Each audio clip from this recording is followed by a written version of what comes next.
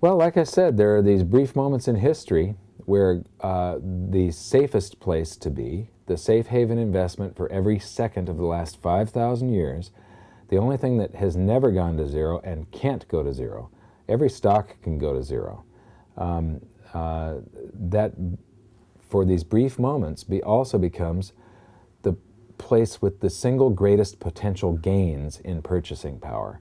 If you looked at the 70s bull market, from 71 to 80, the top performer was silver.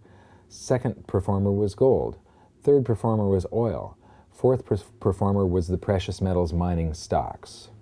I can't understand why, you mentioned that people don't even do the recommended 10%. Well, why do they recommend 10%? They recommend 10% because they want to make money off of the other 90%, and those brokers that are saying this, they don't make any money off of the gold and silver. So they tell you that it's dangerous. You've got to be careful with gold. Don't put any more than 10% in your portfolio as a hedge. What a bunch of crap. Gold was $35 an ounce in 1971. It's now about 1,000. And for the Dow to have had the same performance over that period of time, it would have to be over 26,000 points. It would have to be like 3.8 times higher than it is today. Everything throughout time goes from overvalued to undervalued to overvalued to undervalued. And whatever you're measuring it with is doing the exact opposite wave. So you've got everything. If you look at your house priced in gold or oil, or you look at gold priced in shares of the Dow or real estate, you'll see that everything is trapped in this valuation channel. Gold is done with its down wave, and stocks and real estate are done with their up wave, and they've just started to revert back. And they're going to continue this until gold is way overvalued and stocks and real estate are way undervalued. And then it's time to get out of your gold and silver. But, we're in this period where governments are abusing their currencies worldwide, and gold and silver are going to account for all of this. And so there's, like I say, brief moments throughout history where the investment with the single greatest potential gains in purchasing power is also the safest place that you can put your wealth for the past 5,000 years. And I'm not going to let that pass me up, let me tell you. I absolutely went 100% into this, and I believe it absolutely, and I will follow what I believe. Thank you.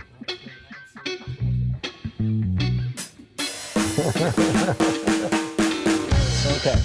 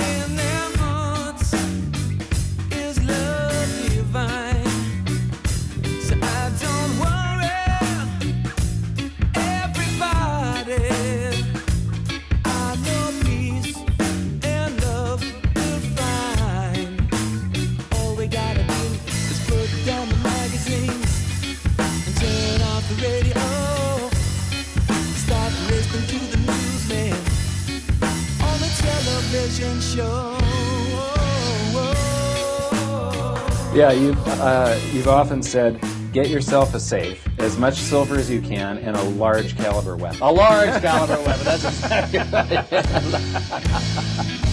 See the sunshine every day, breaking through the clouds, it lights my way, brightens up the road I chose to take. We got to live by the road into one. All our conscious energy. That's why we got to put down the magazines and turn off the radio and stop listening to the news, yeah, on the television show. Yes, it's going to get very bad, because there's not a single instance in the last 3,000 years of history of mankind where this thing has ever worked out. And I have a hard time believing that now, after all this time, for no particular reason at all, we're going to pull it off when no one else has even come close. So I have a really hard time with this, Mike. I'll tell you. And change your thinking. This is trash. This doesn't even exist. Yeah. People try to tell me what is real. I only ever run with what I feel. I express myself through my sounds, through my sounds. Give a little bit, I take it the same. It's gonna get back to you one day. So I love my brothers. Yeah, I love my brothers. I love my brothers. Yeah, I love my brothers. Cash is trash.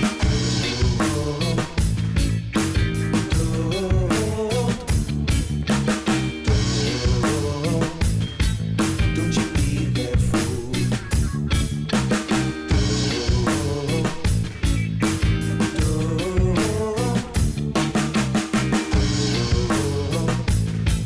Don't you be that fool. Don't you be that fool. Don't you be that fool.